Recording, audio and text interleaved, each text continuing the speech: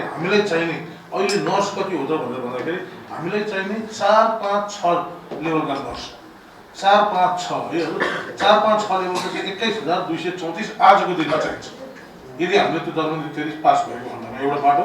त्यस्तै चिकित्सक हामीलाई 6,323 जना चाहिन्छ अहिलेको दरबन 33 को आधारमा भने प्यारामेडिक्स हामीलाई 10,479 जना चाहिन्छ र अहिले यहाँ कुरा चाहिँ उठिरहेको छ ब्याचलर्स लेभल र इन्टरमिडिएट लेभल भन्ने कुरा।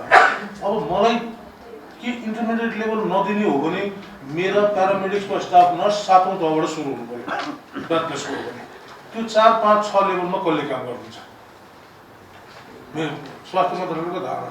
अब यो डिस्कसन नभए हो कि हामी चाहिँ लोएस्ट लेभलको दरबन्दी 4, 5, 6 लेभल भन्छौँ त्यो 4, 5, 6 लेभलको अयब अनमी स्टाफ नर्स एचए। अब अयब अनमीको अहिले हामीले हटाउँदै गएपछि स्टाफ नर्स र एचएको त 6औं तहसम्म जान्छन् उनीहरू अथवा 5 बाट हामीले लियो भने उनीहरू 7औं तहसम्म जान्छन्।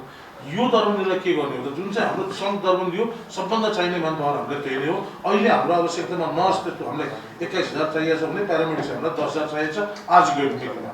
मैले एउटा यो दरबन्दीको बाटो भने हजुर र यसमा मलाई कन्फ्युजन मैले भने नि हामीले भोलि ब्याचलर्स लेभलको दरबन्दी मात्रै गर्ने हो भने फेरि 7औं तहबाट सुरु हुन्छ त्यो कुनै पनि हामीले ब्याचलर लेभलको दरबन्दी राख्यो भने 7औं तहबाट सुरु हुन्छ। त्यो 7औं तहको दरबन्दीले 4, 5, 6 को काम गर्ने कि नगर्ने भन्ने कुरामा नि हामी प्रश्न हुनु पर्यो।